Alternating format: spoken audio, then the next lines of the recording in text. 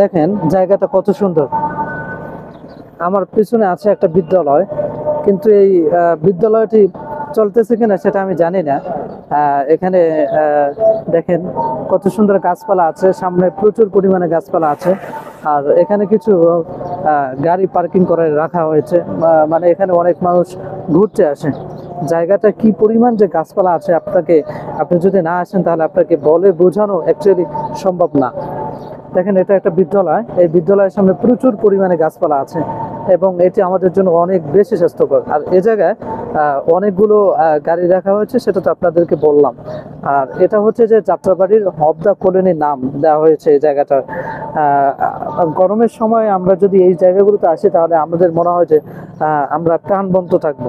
Actually এই জায়গাগুলোতে আসলে আমরা অনেক বেশি প্রাণবন্ত থাকবো। এখানে তেমন কোনো রোদ নেই, গরম নেই, হালকা হালকা বাতাস আছে, যেটি আমার কাছে অনেক বেশি ভালো লেগেছে। আপনারা চাইলে এই জায়গাগুলোতেও যেতে পারেন। সপ্তাহে দু একবার যান, তাহলে আপনার শরীর এবং মন উভয়টি ভালো থাকবে। সো এখানে এসে আমি অনেক বেশি অবাক হয়েছি যে এত সুন্দর একটি জায়গা। আর এখানে একটা স্কুল আছে, এটার নাম হচ্ছে বাংলাদেশ পানি উন্নয়ন বোর্ড প্রাথমিক বিদ্যালয়। এটা কি আসলে ছাত্রছাত্রীরা থাকে, ছাত্রছাত্রীরা কি পড়াশোনা করে, নাকি এখানে কর্মচারী যারা আছে তারা থাকে বলতে পারি না। সামনে অনেকগুলো গাছপালা দেখতে পাচ্ছি। তো এখানে ভিডিও করার জন্য আসলাম।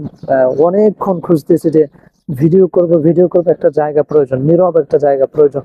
খুঁজেও কোথাও পাচ্ছিলাম না, অবশেষে এই জায়গাটা পেলাম। এটা আমার কাছে অনেক বেশি পছন্দ হয়েছে। সো আমি ট্রাই করবো যে এখানে এসে প্রত্যেক সপ্তাহে বা দু একদিন পরে পরে ভিডিও মেক করার জন্য। সো আপনাদের কাছে জায়গাটি কেমন লেগেছে, এটার আবহাওয়া কেমন লেগেছে, সেটা অবশ্যই কমেন্টস করে জানাবেন। এখানে একটা গাড়ি আসতেছে, সো আমি তার কাছে জিজ্ঞাসা করবো যে অ্যাকচুয়ালি এই বিদ্যালয়টা চলে কিনা। এটা গাড়ি এখনই আসবে, তা দেখি সে কি বলে। এটা বা লেখা আছে যে বাংলাদেশ পানি উন্নয়ন বোর্ড। এর সামনে আমি দেখতেছি যে প্রচুর পরিমাণে ঘাসপালা আছে। সো এটা চলে কিনা সে ব্যাপারে জিজ্ঞাসা করবো।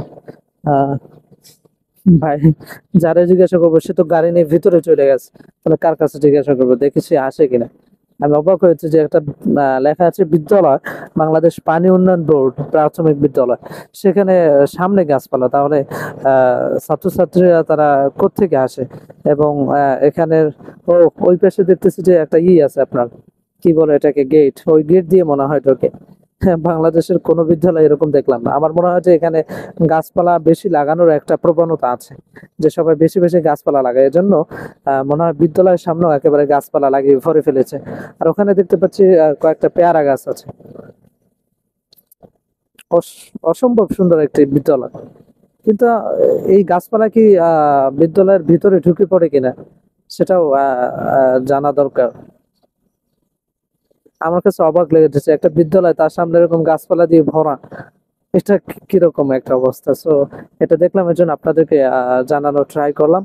ওকে, that's it, thanks for watching this video and see you in the next video. আল্লাহ হাফেজ।